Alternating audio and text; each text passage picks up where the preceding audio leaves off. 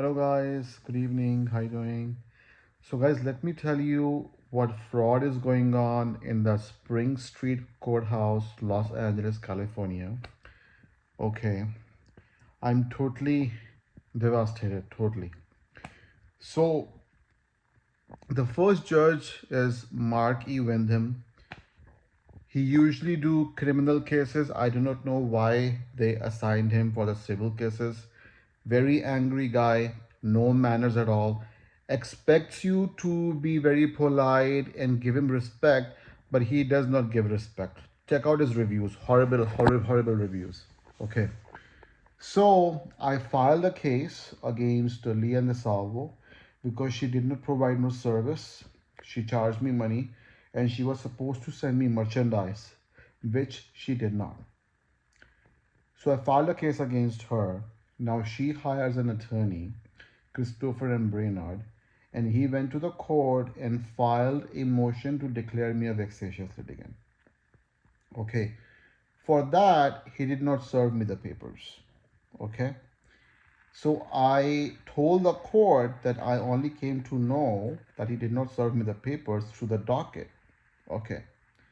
And after that, I asked the court that as I am in pro per, I need some more time because I need around 2 months because he has filed so many motions for sanctions, for vexatious litigant, and then I am not a vexatious litigant. I have to search through these cases because these are 7-year-old cases.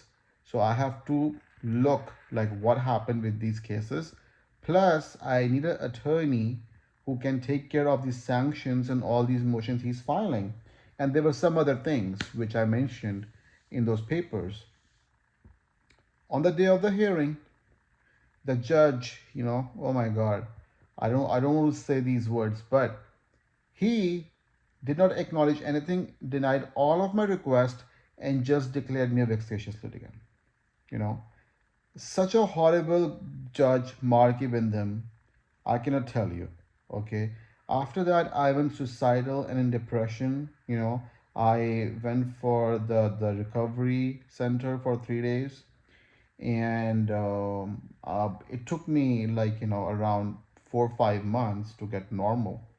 And then I also had a surgery on March 21st. Okay, so I became normal, and then I came to know that this same guy, Christopher Brainard, he actually filed for sanctions in the amount of $24,000 in the same court at the same department 26 in Spring Street Courthouse. And now the judge is Cindy Panuco, you know, and Gavin Newsom just, appointed her as a judge. So she has been hired as a judge of Department 26. So, interestingly,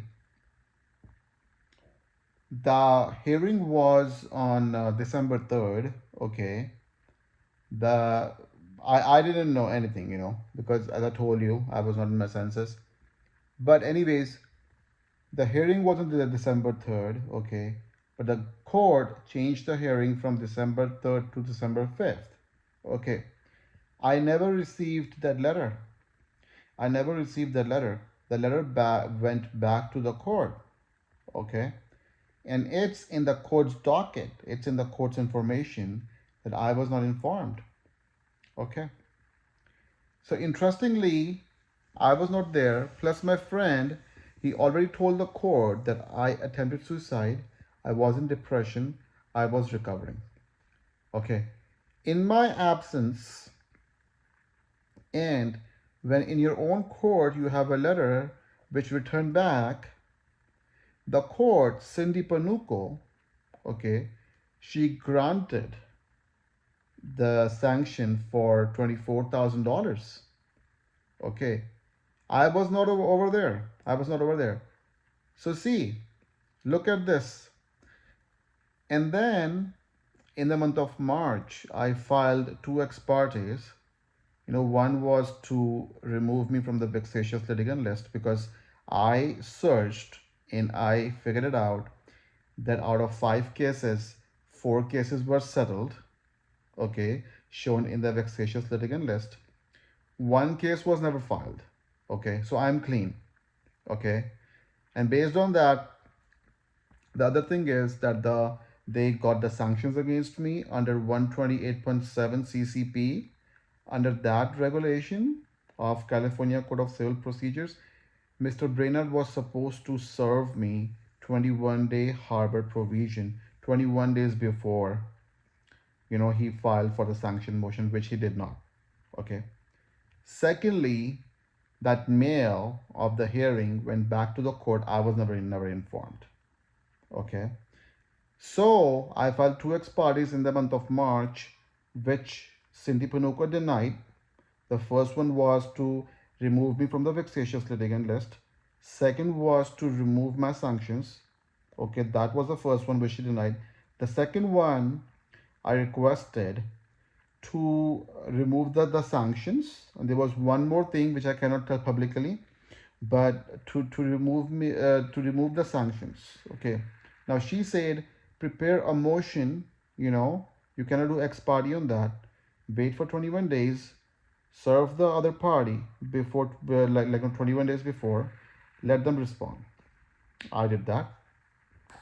I reserved the date. For hours I was looking on the computer because there was no date available. All the dates were available for June. After hours looking up for the date for April 24th, I got a date on April 1st. Okay. I booked the date. I gave the other party, so you have to give 16 days to the other party. Okay. I gave the date like 16 calendar days. Okay. So I gave 16 calendar days to the other party to respond. They responded. Now on 24th, we had a hearing for Cindy Pánuco for the sanctions of 24,000 to remove it. Because this Mr. Brainerd, he has put lien on my property, and for $24,000, it's like, a joke or what. So guess what? This time I am present in the court. Okay. I followed what she asked me to do. Okay. And guess what? She didn't read my papers. So on the April 24th at 10 a.m., we had a hearing, and I came to know that she did not read the papers. Okay. She first of all shouted at me that I'm not following the court rules. Okay. And in the legal language, it's called admonished me. Okay. She didn't say a single word to Mr. Brainerd, who did not serve me the papers, any of the paper he served with the court. He sent me a fake notice of sale. He stole my address, filed a lien on that. He sent a letters to my mortgage company, to my first lien holder. Okay. He also filed two writs in Los Angeles, one in Santa Clara County, when my property is in Orange County. Okay. And he filed a duplicate lien in the clerk recorder. Okay. And much more. Judge did not say any single word to him, single word. And I provided all the proof to the court. You know what the judge Cindy Pánuco told me? She said, you're filing too much of paperwork in the court. It's overburdening. How can I file it in like one paper of all the frauds he's doing? There is no way. Okay. And I was present in the court. She gave me a continuance for May 12th. Look at the hypocrisy. Look at the hypocrisy. When I was not present on December 5th, she approved the sanctions for $24,000 for Mr. Brainerd out of no reason. That doesn't make any sense. Like she should have given a continuance because I was not present. Plus my friend already told the court that I'm not well. Okay. Third, the mail came back to the court. So look at the corruption of the court. I will also make a second video on it.